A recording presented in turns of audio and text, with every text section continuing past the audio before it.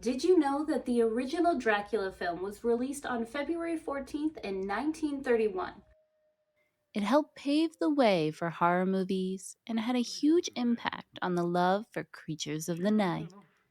When I was younger, I was obsessed with vampires. I read all the Anne Rice books, I watched every movie and show that had vampires in them, and I still really love them to this day. But February also happens to be the month that the first Pokemon games were released back in 1996 in Japan, later released in 98 in the States. I still have my Gen 1 cards and Pokemon games. So I think it's only fate that these two things should be combined.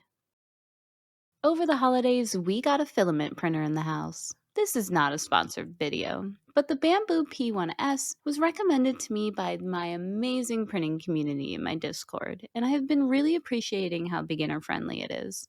Since I'm enjoying the printer lately, I'm going to use this to my advantage for this project. Wait, I think I'm getting ahead of myself here. Let's back up a bit for context.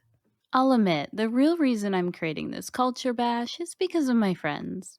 Berserkerworks made a game called Mech 28, so for last year's Adepticon, a bunch of us got together and made Pokemon themed mechs. Whittle Goblin made her own vampire game called Nightthirst. To keep the theme for this upcoming Adepticon, we decided to do Pokethirst and make battling Pokemon vampires. I printed out this Bulbasaur flower pot holder, and it was a little too small for any plants I currently have, so I'll upscale it and print it again. But this will be a good starting point for my Pokevamp. I also printed out some bat wings and tiny bats. This miscast honk was giving me Gothic cathedral vibes, which I thought would be perfect for a replacement bulb. I've been enjoying mechs lately, so why not add a mech element to this as well? You can download and print these files and others for free on his website. I love kit bashing and fitting pieces together like a chaotic puzzle. No wrong or right way, but rather going with what looks best in that moment. I was low on aluminum foil, so I used dried up pieces of air dry modeling clay to fill in the gaps under the tonk after I pinned it for extra support. Probably should have sanded it down before starting the building process, but better late than never. I wasn't too worried about the print lines overall. While you can sand and fill FDM prints to make them smooth, I don't think it's necessary for every project. Embrace the imperfections. I knew exactly where I wanted the wings. For some added support and gap filling, nothing beats the classic baking soda and superglue combo. While this is definitely going to be a dark Pokemon, he is still a plant type, and I want to give him some leaves. With a mixture of Milliput and green stuff, I started sculpting the leaves. I had some green stuff mixed up by itself and decided to cut and rip that to look like tiny different types of leaves. Of course, he wouldn't be a vampire without his fangs. And he wouldn't be a Bulbasaur without his vines. There was one last thing I wanted to add. My favorite Pokemon is Bulbasaur, and last year for Pokemech, I made a Bulbamech, complete with a working spring action flower power launcher, so I could shoot my friends. Though I didn't have a launcher for him this time, I still wanted him to have a weapon. This time, I'm going for a na-na-na-na-na-na bat cannon.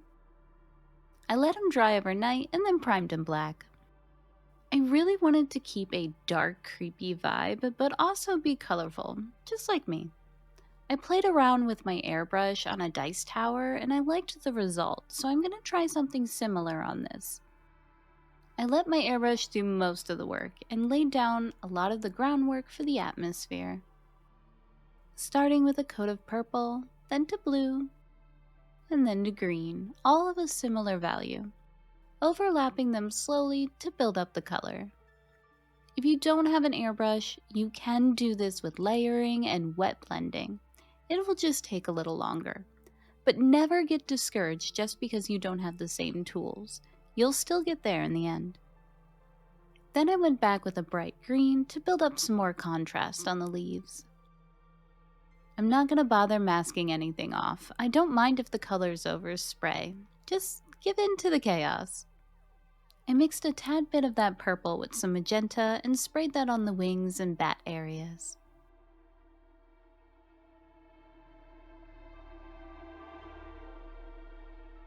I'm going to finish this model off with some dry brushing and simple highlights. Remember, sometimes you just gotta kiss. Keep it simple, stupid. I want this tonk to look a little bit more like stone, so I'm dry brushing it with a pale blue. This blue will give the same appearance as gray, but keep it in a cool tone and match the overall color scheme. I wanted to punch up the colors on the leaves a bit more. I put down a layer of green oxide before highlighting with a bright yellow green.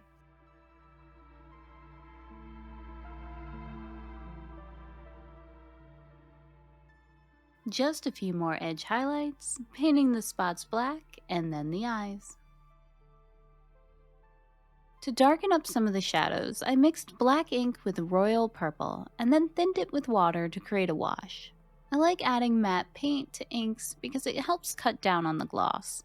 I swooped that into all the crevices. The final touch was to go over the magenta areas with a fluorescent pink to give it that eerie glow. And Count Vamp Bulb is ready for battle, and I'm ready to take down my friends on the tabletop. If you want more Pokethirst content, Caffeinated Miniatures also has a video you should check out. And while you're at it, go make fun things. Hey! If you made it to the end of this video, thank you so much for watching. But before you go, I need your help. I made this death snail in my Monster Bash 6 video, and I got a lot of comments and suggestions saying I should make him a mascot. But before I do that, I need a name, and I can't decide what to name him. So if you have a suggestion, whether it be cool or silly, drop it in the comments section, and maybe I will pick your suggestion for his name.